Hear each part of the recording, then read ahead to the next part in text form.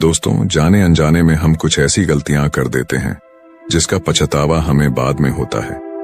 हमें जब अपनी गलती का एहसास होता है तब बहुत देर हो जाती है। तब तक हम बर्बाद हो चुके होते हैं। तो आखिर वो जीवन में कौन कौन सी गलतियां हैं जिसके बारे में हमें पता नहीं है, जो हमें बर्बाद कर रही है। आइए आज इस कहानी में यही बात करते हैं कि इंसान की कौन कौन सी गलतियां हैं जो उन्हें बर्बाद कर देती है। अपनी बर्बादी के कारण अगर हम पता कर लें तो हमारा जीवन सुखमय बन सकता है। बहुत समय पहले की बात है। एक नगर में एक धनी सेठ रहा करता था। उस सेठ के पास सभी तरह की सुख सुविधाएं थीं, लेकिन उसकी कोई संतान नहीं थी। संतान के दुख में वह हमेशा चिंतित रहता था। फिर एक दिन उसे पता चलता है कि उसकी पत्नी गर्भवती है। वह बहुत प्रसन्न हो जाता है। फिर उसने अपनी पत्नी का खूब ख्याल रखा। ऐसे में एक दिन उसके घर पर एक पुत्र का जन्म होता है। सेठ पुत्र के जन्म पर बहुत ही प्रसन्न था। उसने पूरे नगर में मिठाई बंटवाई और उसकी खुशी का कोई ठिकाना न था। देखते ही देखते उसका पुत्र बड़ा हो गया और सेठ ने अपने पुत्र को गुरुकुल भेजने का निर्णय किया ताकि वो पढ़ लिख कर एक विद्वान बन सके। अभी उसके पुत्र की उम्र ज्यादा नहीं हुई थी, लेकिन उसने छोटी ही उम्र में अपने पुत्र को गुरुकुल भेज दिया। गुरुकुल में वो बालक अच्छे से शिक्षा ग्रहण करता, अपने गुरु की सभी आज्ञाओं का पालन करता। ऐसे में वह बालक वहां का सबसे होनहार विद्यार्थी बन गया।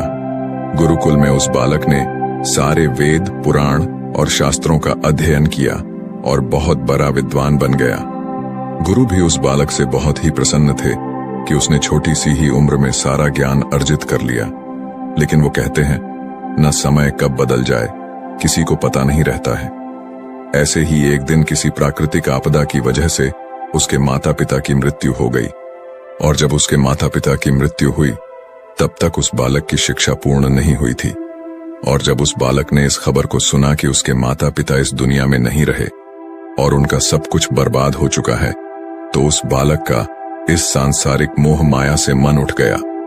उसके बाद उस बालक ने निश्चय किया कि वो गुरुकुल से शिक्षा पूर्ण करने के बाद अपना संपूर्ण जीवन लोगों की भलाई में व्यतीत कर देगा। और जब उस बालक की शिक्षा पूर्ण हो गई, उसके बाद वो बालक सन्यासी बन गया और वह सांसारिक वस्तुओं से दूर हिमालय की जंगल में चला गया। वन में जाकर उसने लंबे समय तक तपस्या की। तपस्या पूर्ण करने के बाद उस सन्यासी ने लोगों को शिक्षा देना प्रारंभ कर दिया।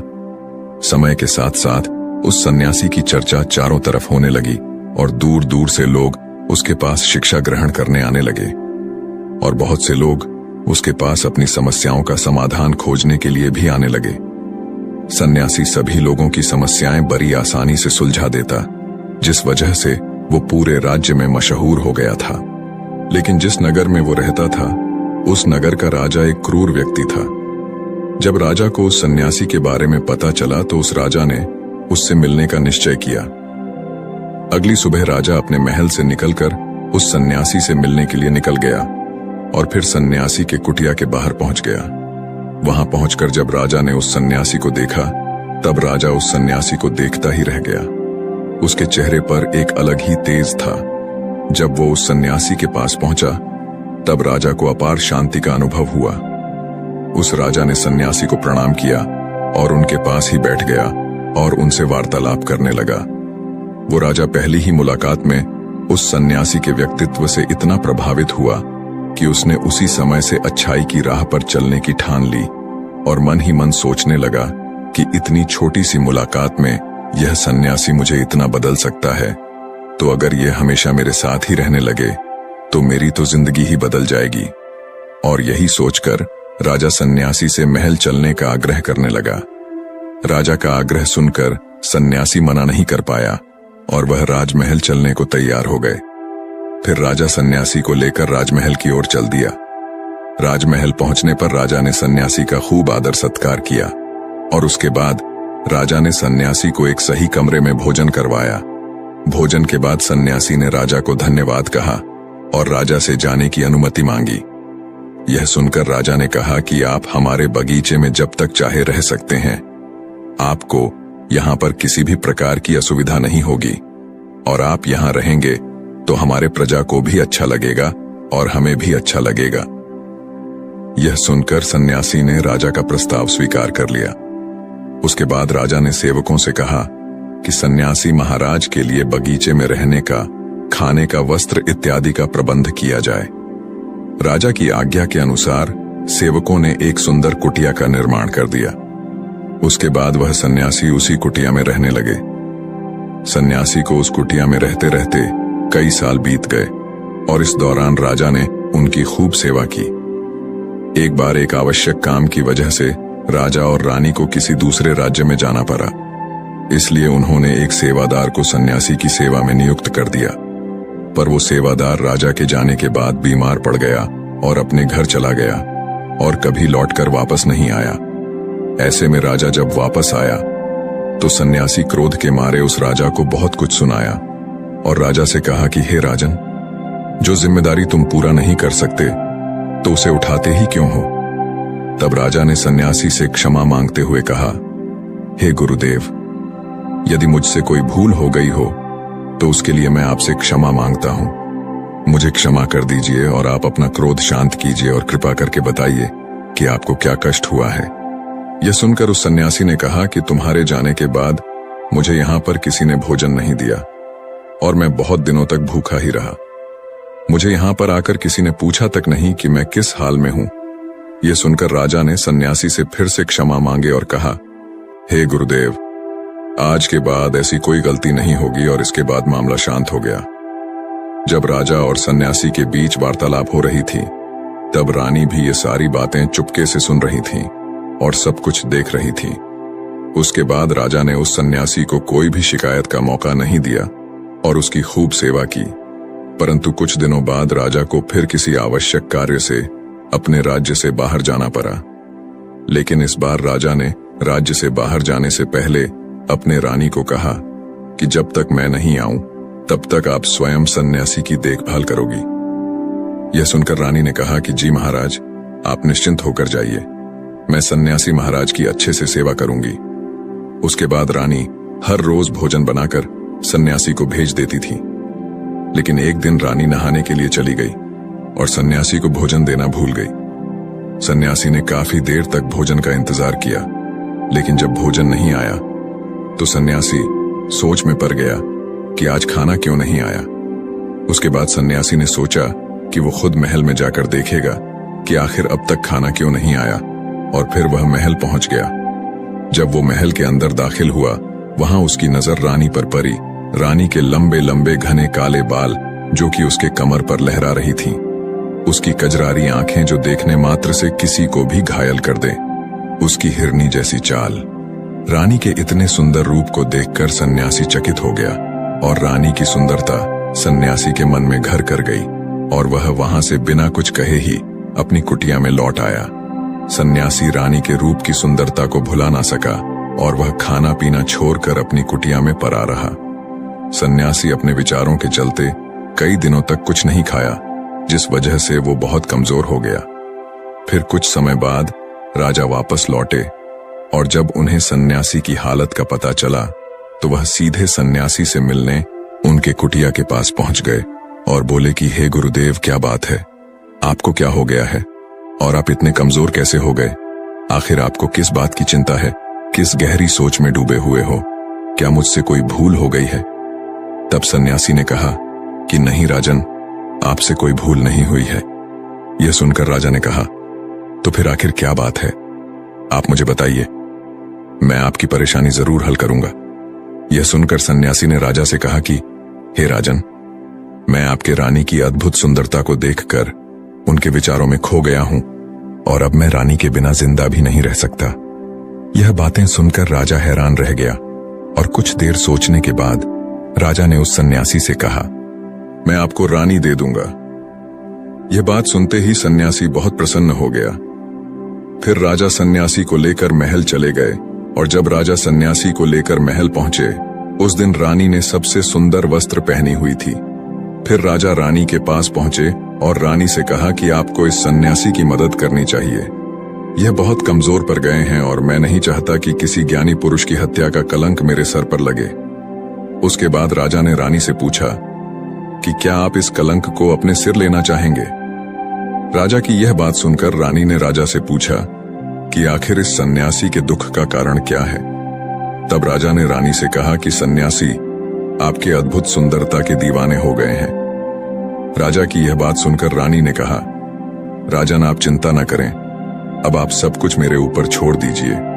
मुझे पता है कि मुझे अब क्या करना है। उससे आपके ऊपर न तो सन्यासी के हत्या का पाप लगेगा और न ही उससे मेरी पवित्रता का नाश होगा। रानी की यह बात सुनकर राजा ने रानी को सन्यासी को सौंप दिया। उसके बाद सन्यासी रानी को लेकर कुटिया में पहुंचे। कुटिया के अंदर दाखिल होकर रानी ने सन्यासी से कहा कि हमें रहने के लिए घर चाहिए, हम इस झोपड़ी में नहीं रह सकते। ये सुनकर सन्यासी राजा के पास गया और राजा से जाकर बोला कि हे राजन, हमें रहने के लिए एक घर चाहिए। सन्यासी की बात सुनकर राजा ने उनके लिए घर का प्रबंध कर दिया। फिर सन्यासी रानी को लेकर घर पहुंचा। जब रानी सन्यासी के साथ उस घर पर पहुंची, तब रानी ने कहा कि यह घर तो बहुत गंदा है और इसकी हालत बहुत खराब है, मैं इस घर में नहीं रह सकती। यह सुनकर फिर से वो सन्यासी राजा के पास गया और राजा के पास जाकर बोला, हे राजन, आपने जो हमें घर दिया है उस घर की हालत बहुत खराब है। सन्यासी की बात सुनकर राजा ने घर की हालत ठीक करवा दी। उसके बाद फिर रानी घर के अंदर गई और नहा धोकर बिस्तर पर आ गई। फिर सन्यासी भी बिस्तर पर आ गया। फिर उसके बाद रानी ने सन्यासी से कहा कि आपको पता है आप कौन हैं और अब आप क्या बन गए हैं। आप एक महान सन्यासी थे जिसके लिए राजा स्वयं सारी सुविधाएं उपलब्ध कराते थे। ऐसा सन्यासी जिसके पास लोग दूर दूर से ज्ञान ग्रहण करने के लिए आते थे, जो लोगों को सत्य की राह दिखाया करते थे, जो लोगों की समस्याओं का समाधान करते थे, जिनको सभी लोग सर्वश्रेष्ठ गुरु मानने लगे थे, जिनकी लोग भगवान के रूप में भी पूजा किया करते थे। और आज आप अपने वासना के कारण मेरे गुलाम बन गए हैं। रानी की ये सारी बातें सुनकर उस सन्यासी को बड़ा झटका लगा और उसे महसूस हुआ कि वो तो एक सन्यासी है और वो ये सब क्या कर रहा है। वो तो इन सारी सुख सुविधाओं को छोड़कर शांति की तलाश में वन में चला गया था। जब सन्यासी को सुध-बुध आई तो वो जोर जोर से रोने लगा और चिल्लाने लगा और रानी से कहने लगा, मुझे क्षमा कीजिए महारानी, मैं ये क्या करने जा रहा था। मैं अभी इसी वक्त आपको राजा के पास सौंप कर आता हूं। सन्यासी की ये बात सुनकर रानी ने सन्यासी से प्रश्न किया कि हे गुरुदेव, मेरे मन में भी एक प्रश्न उठ रहा है, कृपया मेरे प्रश्न का उत्तर दीजिए। रानी की यह बात सुनकर सन्यासी ने कहा, पूछो, तुम्हारा क्या प्रश्न है। फिर रानी ने कहा, जब आपको उस दिन भोजन नहीं मिला तो आप बहुत क्रोधित हो गए थे। तब मैंने आपका ये रूप पहली बार देखा था और तभी से मैं आपके व्यवहार में परिवर्तन महसूस कर रही हूं। ऐसा क्यों हुआ गुरुदेव? आखिर आपको इतना क्रोध क्यों आया? आपने तो शांति की प्राप्ति कर ली थी। रानी की बातें सुनकर सन्यासी ने कहा कि जब मैं वन में था तो मुझे समय पर भोजन नहीं मिलता था, लेकिन जब मैं महल में आया तो महल में आने के बाद मुझे सारी सुख सुविधाएं प्राप्त हुई और फिर मैं इन सभी सुख सुविधाओं के आदी हो गया और मुझे इसके प्रति लगाव उत्पन्न हो गया और फिर मुझे इसको पाने का लालच उत्पन्न हो गया और जब मुझे यह नहीं मिला तो मेरे अंदर क्रोध उत्पन्न हो गया। फिर सन्यासी ने कहा, महारानी, अगर इच्छा पूरी ना हो तो क्रोध उत्पन्न होता है और अगर इच्छा पूरी हो जाए तो लालच बढ़ जाता है। सन्यासी ने आगे कहा, यह इच्छा की पूर्ति ही मुझे वासना के द्वार पर ले आई है और मैं आपके प्रति आकर्षित हो गया। इसके बाद वो सन्यासी रानी को लेकर राजा के पास पहुंचा और बोला, हे राजन, मुझे क्षमा कर दीजिए, मुझे अपनी गलती का एहसास हो गया है। ये लो आपकी रानी, मुझे यह सब नहीं चाहिए। मैं अपनी इच्छा में वशीभूत होकर यह गलत कार्य करने जा रहा था और अपने जीवन को बर्बाद कर रहा था, लेकिन अब मुझे सब कुछ समझ आ गया है। उसके बाद उस सन्यासी ने कहा कि हे राजन, मनुष्य की बर्बादी का कारण उसकी 4 आदतें बनती है और दुनिया के हर एक व्यक्ति के अंदर ये 4 अवगुण होते हैं, लेकिन जो व्यक्ति इन पर नियंत्रण पा लेता है वह दुख और परेशानियों से बच जाता है और वहीं जो व्यक्ति इन 4 दोषों पर नियंत्रण नहीं कर पाता है वो बर्बाद होने के कगार पर पहुंच जाता है। यह सुनकर राजा ने कहा, हे गुरुदेव, आप मुझे वह 4 आदतें बताइए जिससे मनुष्य की बर्बादी हो जाती है। फिर सन्यासी ने राजा को मनुष्यों को बर्बाद कर देने वाली 4 आदतों के बारे में बताया कि हे राजन, मनुष्यों को बर्बाद करने वाली पहली आदत है उसकी इच्छा, क्योंकि इच्छा ही दुनिया के हर एक व्यक्ति के अंदर पहला अवगुण होता है। और जो व्यक्ति अपनी इच्छाओं को नियंत्रण में नहीं रख पाता है वह जीवन में किसी भी जगह सफल नहीं हो पाता है, क्योंकि जैसे ही उसकी एक इच्छा पूरी होती है वह दूसरे की ओर बढ़ाने लगता है, और दूसरी पूरी होती है तो तीसरी इच्छा उसके मन में जागृत हो जाती है, और फिर ऐसा करते करते इच्छाओं पर नियंत्रण न होने के कारण इंसान के मन में संतोष का भाव नहीं आ पाता है और इसी जाल में उलझा रहता है, दुखी रहता है। इसीलिए राजन, जब हम अपनी इच्छाओं पर नियंत्रण पा लेते हैं तो हम हमारे मन पर भी नियंत्रण कर लेते हैं, और जब हमारा मन हमारे वश में होता है तो हमें सुख ही सुख की प्राप्ति होती है। फिर जो हम चाहते हैं वही हमारे साथ होता है। फिर सन्यासी कहता है कि हे राजन, मनुष्य को बर्बाद करने वाली दूसरी आदत है वासना। वासना का जन्म हमारे मन में उठने वाली इच्छाओं से होता है। जिस प्रकार इच्छाओं का कोई अंत नहीं होता, उसी तरह मनुष्य वासना के जाल में फंसता ही चला जाता है। वासना में वशीभूत होकर इंसान को कुछ भी नहीं नजर आता है। आज तक जितनी भी लड़ाइयां हुई हैं, उसका सबसे बड़ा कारण स्त्री को पाने की इच्छा के कारण ही हुई है। स्त्री के प्रेम में वशीभूत होकर आज से पहले कई राजा महाराजाओं ने युद्ध किया है। रावण एक बड़ा बुद्धिमान व्यक्ति था, लेकिन वह माता सीता की सुंदरता से वशीभूत होकर अपने आप को बर्बाद कर लिया। उसकी मृत्यु का कारण एक स्त्री ही बनी थी। कई राजा महाराजा तो युद्ध में इसलिए हार गए क्योंकि वो लोग स्त्रियों से रासलीला रचाने में ही रह गए। ईश्वर ने तो स्त्री की उत्पत्ति इस संसार को बनाने के लिए की है, लेकिन आजकल लोगों ने इसे अपना वासना का रूप बना लिया है। स्त्री को अपने मनोरंजन का सामान सोचने लगे हैं, और जब उन्हें अपना ये मनोरंजन नहीं मिलता तो वो पागल हो जाते हैं और न जाने क्या क्या कर बैठते हैं। इसलिए हे राजन, जितना हो सके उतना वासना से दूर रहना चाहिए। फिर सन्यासी कहते हैं कि हे राजन, मनुष्य को बर्बाद करने वाली तीसरी आदत है क्रोध, क्योंकि जब मनुष्य की वासना की पूर्ति नहीं होती है तो उसके अंदर क्रोध उत्पन्न हो जाता है, और जब व्यक्ति को क्रोध आता है तो उस पर उसका नियंत्रण नहीं होता है, और फिर वह क्रोध में आकर कई गलत निर्णय ले लेता है। क्रोध में व्यक्ति दूसरों को भला बुरा कह देता है, गालियां भी निकाल देता है, और जब उनका क्रोध शांत होता है तो उन्हें अपनी गलतियों का एहसास होता है, लेकिन तब तक तो सब कुछ बर्बाद हो चुका होता है। क्रोध के कारण मनुष्य के कई बने बनाए काम बिगड़ जाते हैं।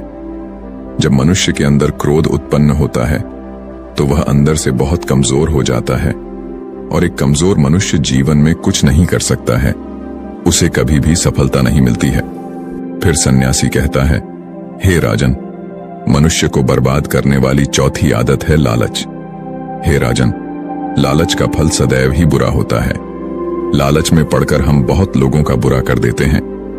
हर मनुष्य के जीवन में ऐसे अवसर अवश्य आते हैं जब वो लालच कर बैठता है, और अधिक पाने की लालसा में वो कुछ ऐसा कर जाता है जिससे जो उसके पास था वो भी वह खो देता है, क्योंकि जैसे ही व्यक्ति की एक इच्छा पूरी होती है उसका लालच भी बढ़ जाता है और उसके मन में और कई सारे आकांक्षाएं जन्म लेने लगती हैं।